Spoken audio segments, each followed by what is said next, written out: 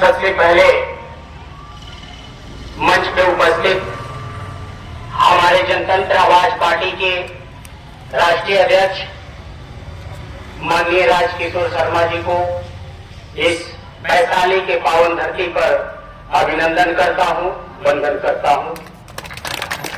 साथ ही मैं विशेष रूप से अभिनंदन, वंदन, चंदन और प्रणाम अपने बुजुर्ग अभिभावक बसंत बाबू को करता हूं, जिनके कर कमलों की कृपा से आज वैशाली की इस पावन धरती पर जनतंत्र आवाज पार्टी की बैठक हुई।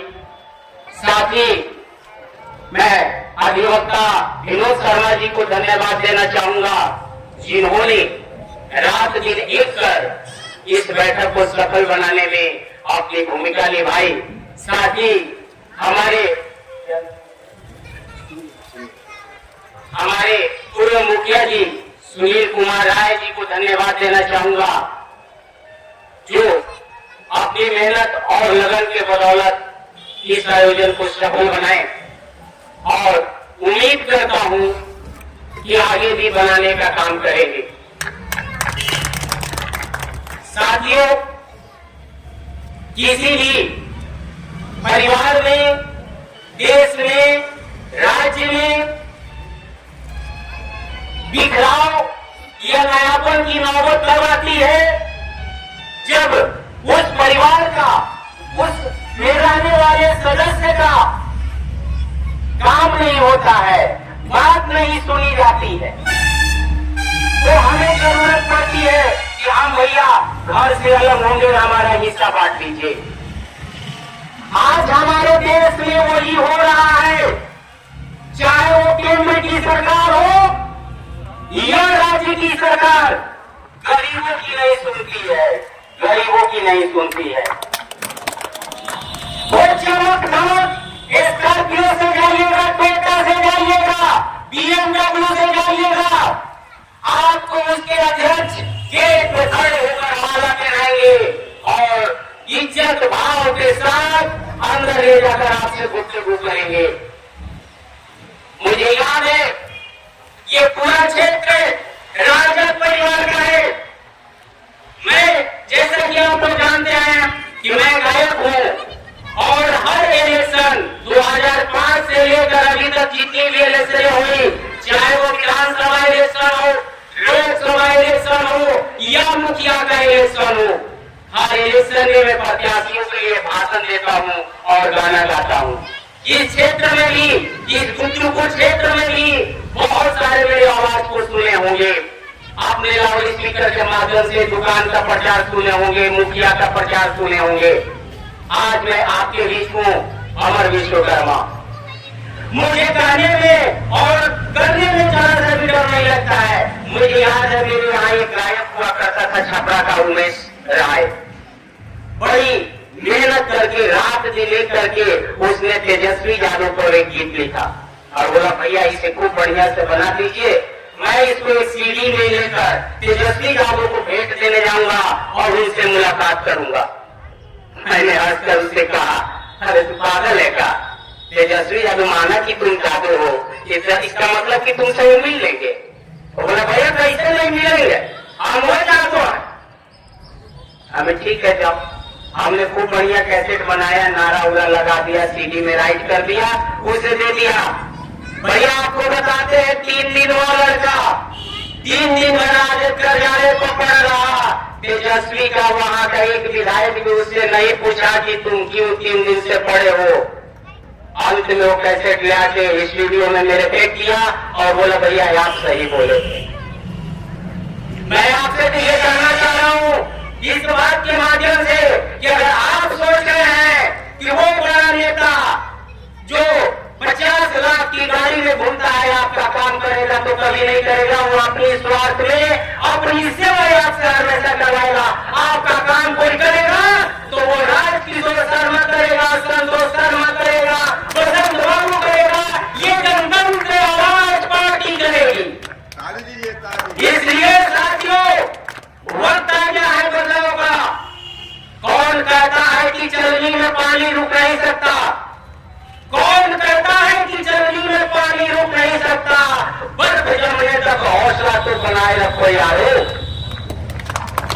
साथियों, ये शहर अपने ये शेड्यूल में एक प्रचार में बोला, उस समय मेरे बड़े मौलवी वहां बैठे हुए थे, घर पे आए तो कहने लगे कि आपने ये शहर जो बोला, चलनी में पानी कभी रुक नहीं सकता। मेरी बड़ी बेटी चलनी में पानी रोक कर दिखा दी। मेरी बड़ी बेटी उसी समय चलनी में पानी रोककर उनको दिखाई और बोली कि आज के डेट में इंसान चाह जाए तो कुछ भी असंभव नहीं है, सब कुछ संभव। इसलिए अगर आप चाह जाए, ये 40 चाह जाए तो कल 4,000, 4 लाख, 4 करोड़ में बदल सकता है। ये जनतंत्र आवाज पार्टी आज वैशाली की पावन धरती पे गूंज रही है, कल पूरे हिंदुस्तान में गूंजेगी अगर आप चाहेंगे तब। केवल राजकिशोर शर्मा, अमरजीत शर्मा, संतोष, वसंत बाबू, विनोद को चाहने से नहीं होगा। हर जनता को चाहत होनी चाहिए और ये चाहत होनी चाहिए कि हर सरकारी दफ्तर में हमारी मान हो। आप किसी भी दफ्तर में जाते हैं या कोई बड़ा बाबू या वहाँ का चपरासी भी आपसे अच्छा से बात करता है क्या? कोई बतावे हाथ उठाकर कि कोई चपरासी वहाँ का आपसे अगर अच्छा से बात करता हो। क्यों? क्योंकि उसकी पहुंच वहां तक है जहां तक आपकी नहीं है। इसलिए अपनी पहुंच, अपनी शक्ति को, अपने अंदर की शक्ति को, अभी हमारे डॉक्टर साहब ने कहा कि हम मानसिक गुलाम बन बैठे हैं। ये वाकई सच बात है कि हम मानसिक गुलाम बैठे हैं। आज लगभग सभी घर में शिक्षा प्रवेश कर चुकी है, सभी घर में शिक्षा प्रवेश कर चुकी है। केंद्र सरकार के माध्यम से सभी घर में डिजिटल पहुंच चुका है, लेकिन उस डिजिटल का उपयोग कोई नहीं करता, उस डिजिटल का सदुपयोग कोई नहीं करता, बल्कि जैसे तैसे करके आज हजारों ऐसे भाई हैं जिनके बैंक से पैसा उड़ जा रहा। आज ऐसे हजारों भाई हैं जिनके बैंक से पैसा उड़ जा रहा है, जिनका आधार पे नाम गलत है। मैं पूछता हूँ कि क्या वो व्यक्ति गलत किया है कि सरकारी कर्मचारी गलत किया है? उसको सुनवाइए जाइए, आपका चप्पल किया जाएगा लेकिन नहीं सुधरेगा। ऐसे लिए इस देश को, इस समाज को, आपको जरूरत है एक ऐसी सरकार की जो आपकी हो, जो आपकी बात सुन सके, जो आपकी मान मर्यादा को समझ सके। और ऐसा तभी होगा जब आप पूंजीपतियों की सरकार छोड़ गरीबों की सरकार पर अपना वोट देंगे, जनतंत्र आवाज के प्रत्याशियों को वोट देंगे, तब ऐसा होगा।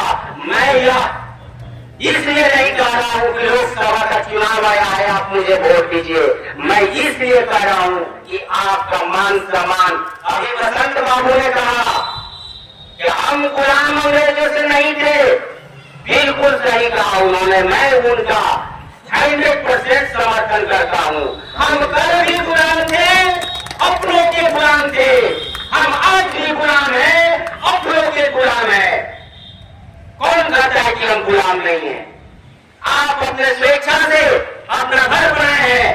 क्या आपको मालूम है कि आपके घर का टोटल निगम अगर आप नगर निगम को नहीं देते हैं तो आप पे तैयार कर दी जाती है, आप पर फाइन कर दिया जाता है। आप कैसे कह रहे हैं कि हम गुलाम आजाद हैं? तो हमें आजादी नहीं मिली है, अभी जरूरत है हमें आजादी लेने की। अंत में मैं बहुत कुछ नहीं कहूंगा। मैं जब राजद के लिए गीत गा सकता हूँ, अच्छे अच्छे शेर शायरी लच्छेदार भाषण देकर प्रचार बना सकता हूँ, बीजेपी के लिए बना सकता हूँ, तो जनतंत्र आवाज पार्टी मेरी अपनी पार्टी है। इसके लिए सोचिए मैं क्या कर सकता हूँ। राधेश्याम भैया, मैं आपको ये भी बता दूं कि 2005 में नीतीश कुमार का पहला गीत गाने वाला लड़का मैं हूँ, जिसमें मैं अपने कलमों से लिखा था भावी मुख्यमंत्री। उनके कवि जो उनका पर्सनल कवि उन्होंने गीत लिख कर लाया था, मैंने उस गीत को काट दिया अपने कलम से और बोल दिया कि आपका गीत गलत है, मैं गीत लिखूंगा। और मैंने गीत गाया और नीतीश कुमार मुख्यमंत्री बने, जिनको आज हम ही नहीं बल्कि पूरा ये देश विदेश करता है पलटू चाचा। और मैं मैं पलटू चाचा को चुनौती देते रहता हूँ सोशल मीडिया के माध्यम से कि आपका पलटना एक जनतंत्र आवाज छोड़ाएगी। इसलिए साथियों, अंत में मैं आप सभी से कहूंगा,